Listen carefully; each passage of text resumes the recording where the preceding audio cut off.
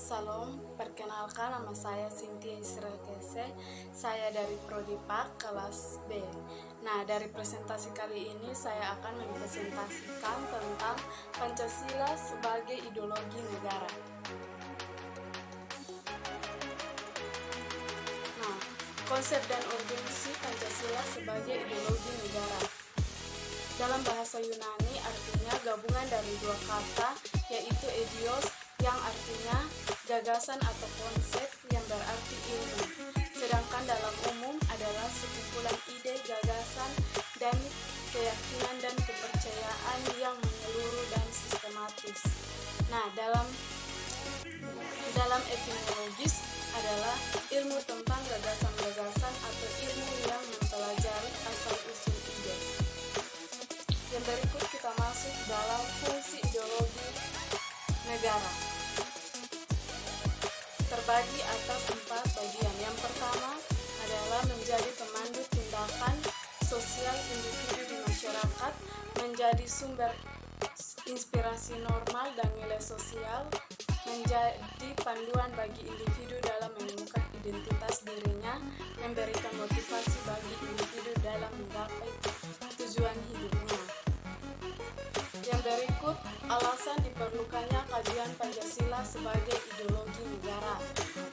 Warga negara memahami dan melaksanakan Pancasila sebagai ideologi negara. Ideologi Pancasila menghadapi tantangan dari berbagai ideologi dunia dalam kebudayaan global, terbagi atas 3. Yang pertama, unsur etisme. Dalam ideologi Marxisme atau komunisme bertentangan dengan sila ketuhanan yang Maha Esa. Yang bagian kedua, unsur individualisme. Dalam liberalisme tidak sesuai dengan prinsip gotong royong dalam sikap keadilan sosial bagi seluruh rakyat Indonesia.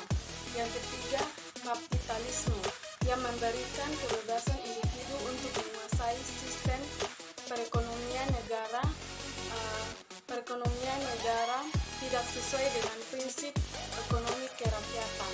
Salah satu dampak yang dirasakan dari kapitalisme ialah munculnya gaya hidup konsumtif.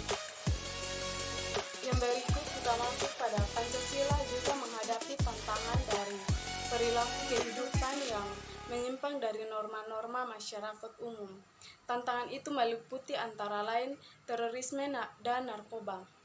Unsur ancaman yang ditimbulkan oleh aksi terorisme adalah rasa takut dan cemas yang ditimbulkan oleh bom bunuh diri, mengancam keamanan negara dan masyarakat pada umumnya. Yang kedua, aksi terorisme dengan ideologinya menyebarkan ancaman terhadap kesatuan bangsa sehingga mengancam disintegrasi bangsa. Yang ketiga, aksi terorisme yang menyebabkan investor asing tidak berani menanamkan modal di Indonesia dan wisatawan asing enggan berkunjung ke Indonesia sehingga mengganggu pertumbuhan perekonomian negara. Yang berikut beberapa unsur ancaman yang ditimbulkan oleh penyalahguna narkoba meliputi hal-hal sebagai berikut. Yang pertama, penyalahguna narkoba di kalangan generasi muda dapat merusak masa depan mereka sehingga berimplikasi terhadap keberlangsungan hidup bernegara di Indonesia. Perdagangan dan peredaran narkoba di Indonesia dapat merusak reputasi negara Indonesia sebagai negara yang berlandaskan pada nilai-nilai Pancasila. Yang ketiga, perdagangan narkoba sebagai barang terlarang merugikan sistem perekonomian negara Indonesia. Karena peredaran ilegal tidak sesuai dengan peraturan perundang-undangan. Yang berikut kita masuk kepada penyelenggara negara memahami dan melaksanakan Pancasila sebagai ideologi negara.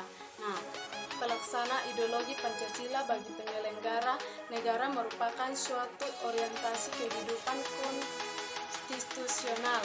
Unsur penting dalam kedudukan Pancasila sebagai orientasi kehidupan konstitusional adalah saling menghargai dalam kekasan masing-masing, tidak ada diskriminasi, pluralisme sebagai nilai dasar Pancasila untuk mewujudkan Bhinneka Tunggal Ika. Hal itu berarti bahwa Pancasila harus diletakkan sebagai ideologi terbuka. Yang berikut aktualisasi 5 sila Pancasila. Artinya, sila-sila dilaksanakan dalam kehidupan bernegara sebagai berikut.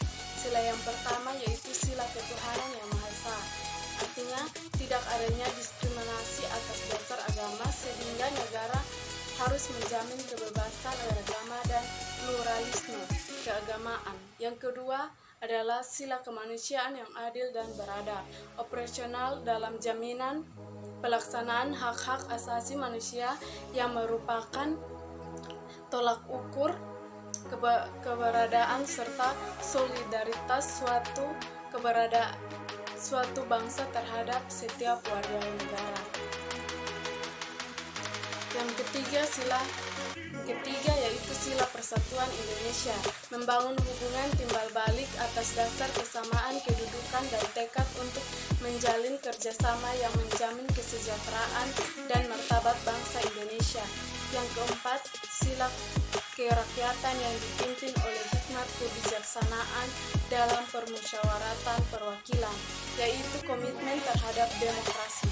Sila yang terakhir yaitu sila kelima, artinya sila keadilan sosial bagi seluruh rakyat Indonesia, pengentasan kemiskinan dan diskriminasi terhadap minoritas dan kelompok-kelompok lemah.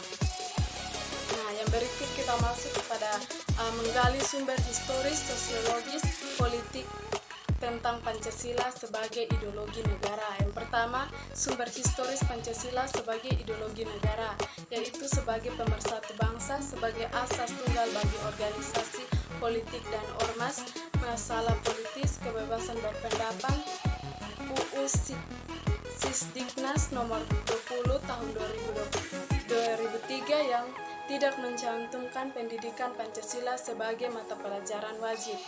UU RI nomor 12 tahun 2012 tentang pendidikan tinggi yang mencantumkan mata kuliah Pancasila sebagai mata kuliah wajib pada pasal 35 ayat 3. Nah, yang berikut kedua, sumber sosiologi Pancasila sebagai ideologi negara. Sila pertama yaitu sila kehidupan beragama masyarakat Indonesia. Sila kedua, saling menghargai dan menghormati hak-hak orang lain. Sila ketiga, solidaritas rasa cinta tanah air yang berwujudkan pada mencintai produk dalam negeri. Dan sila keempat, menghargai pendapat orang lain, semangat bermusyawarah dalam mengambil keputusan. Sila terakhir adalah sila kelima, yaitu sikap suka menolong, menjalankan gaya hidup sederhana, tidak menyolok atau berlebihan. Yang terakhir yaitu 3.